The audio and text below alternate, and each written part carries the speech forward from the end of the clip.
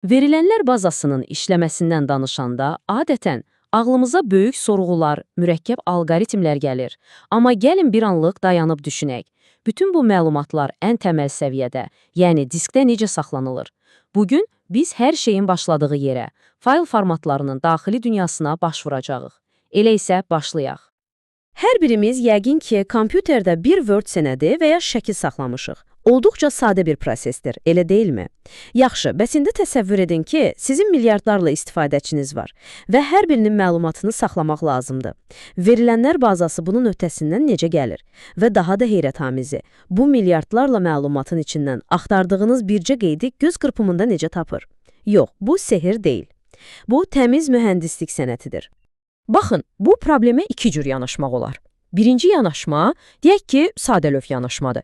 Bütün məlumatları götürüb tək nəhəng bir fayla yazmaq. Bu eyni ilə mətbəxdəki bütün qab-qacağı, bıçağı, çəngəli bir qutuya doldurmağa bənzəyir.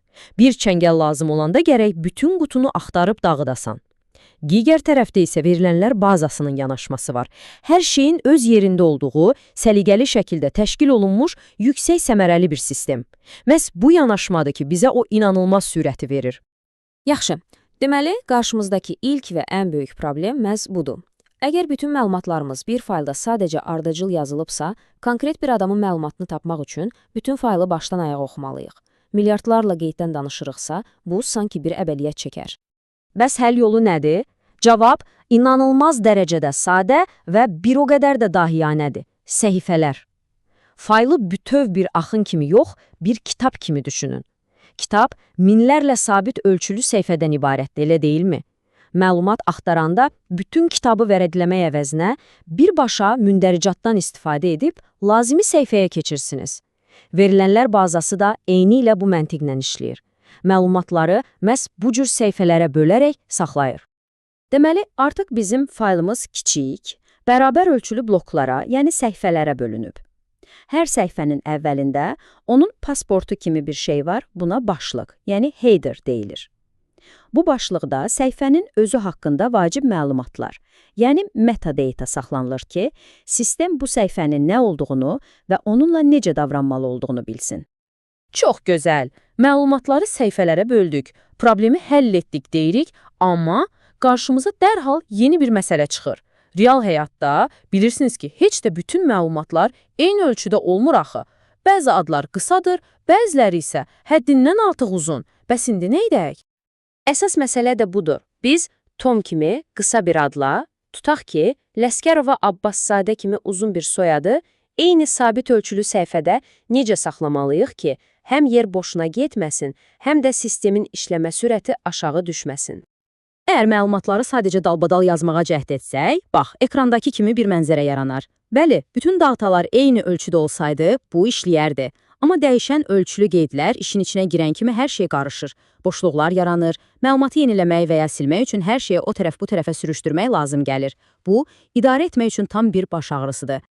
Və bax, bu nöqtədə səhnəyə hekayəmizin əsl qəhrəmanı çıxır. Yuvalı səhifə, yəni slotted page. Bu, həqiqətən də çox ağıllı bir həll yoludur. Əsas ideya o qədər möhtəşəmdir ki, deyir ki, məlumatın fiziki olaraq harada olmasıyla onun məntiqi sırasının heç bir əlaqəsi olmaq məcburiyyətində deyil. Yuvalı səhifə bu iki fərqli dünyanı işarətçilər, yəni pointerlər vasitəsilə bir-birinə bağlayır.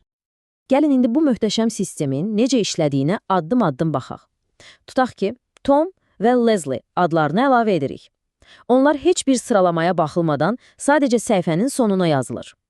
Eyni vaxtda səhifənin başlanğıcında yerləşən yuvalar siyahısı işə düşür.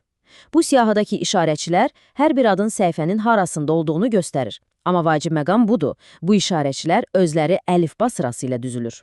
Yəni, Leslie'nin işarətçisi Tomunkindən əvvəl gəlir. İndi gəlin Ron'u əlavə edək. Ron adı da fiziki olaraq datanın sonuna gedir. Amma ona aid olan işarətçi dərhal öz əlifba sırasındakı yerinə, yəni Leslie'nə Tom arasına yerləşdirilir. Nəticə nə olur? Məlumat fiziki olaraq pərakəndə olsa da, biz onu o işarətçilər sayəsində həmişə səliqəli, sıralanmış şəkildə görürük. Bu da bizə məlumatı binary search kimi ildırım sürətli alqoritmlərlə anında tapmağa imkan verir. Nə yer itkisi var, nə də yavaş yer dəyişmələr. Mükəmməl səmərəlilik. Yaxşı, məlumatları səhifələrdə necə təşkil etdiyimizi artıq başa düşdük. Gəlin indi bir pillə daha dərinə inək. Bəs bu məlumatlar diskə konkret olaraq necə yazılır? Yəni, kompüter üçün tom sözü nə deməkdir? O bunu necə anlayır? Hər bir qeyd diskə yazılmamışdan əvvəl dəqiq bir plana, bir çertyoja uyğun olaraq ikilik formata salınır. Baxın, plan belədir. Əvvəlcə işçi ID-si və vergi nömrəsi kimi bütün sabit ölçülü sahələr yazılır. Onların yeri həmişə dəqiq bəllidir. Sonra ad və soyad kimi dəyişən ölçülü sahələrin uzunluğunu bildirən kiçik rəqəmlər gəlir və yalnız bütün bunlardan sonra datanın özü yazılır. Bu dəqiq struktur sayəsində verilənlər bazası hər hansı bir sahəni oxumaq üçün onun harada başlayıb harada bitdiyini göz qırpımında hesablaya bilir. Amma optimallaşdırma bununla da bitmir. Hətta daha da xırdalığa gedə bilərik. Məsələn, aktivdir və ya deyil kimi hə, yox tipli məlumatları saxlamaq üçün niyə bütöv bir bayt israf edək ki, tək bir bitdən istifadə edə bilərik? Bu bayraqlar sayəsində təsəvvür edin, 8 fərqli hə, yox sualının cavabını cəmi bir bayta yerləşdiririk. Bu, yerə qənaətin, belə deyək, zirvəsidir. Artıq demək olar ki, hər şey hazırdır, fayl formatımız mükəmməldir, amma bir də real dünyanın problemləri var, deyilmi? Proqram təminatı daim yenilənir və bəzən texnika, yəni disk, xarab ola bilir. Bunun üçün 2 dənə çox vacib təhlükəsizlik kəmərimiz var. Birincisi, versiyalaşdırma. Faylın lap əvvəlinə xüsusi bir sehirli nömrə yazırıq. Bu nömrə, proqramın yeni versiyasına köhnə formatlı faylı açanda onu tanımağa kömək edir. İkincisi isə nəzarət cəmləri, yəni checksumlar. Hər səhifənin məzmununa əsasən unikal bir rəqəm hesablanır. Bu, bir növ səhifənin rəqəmsal barmaq izidir.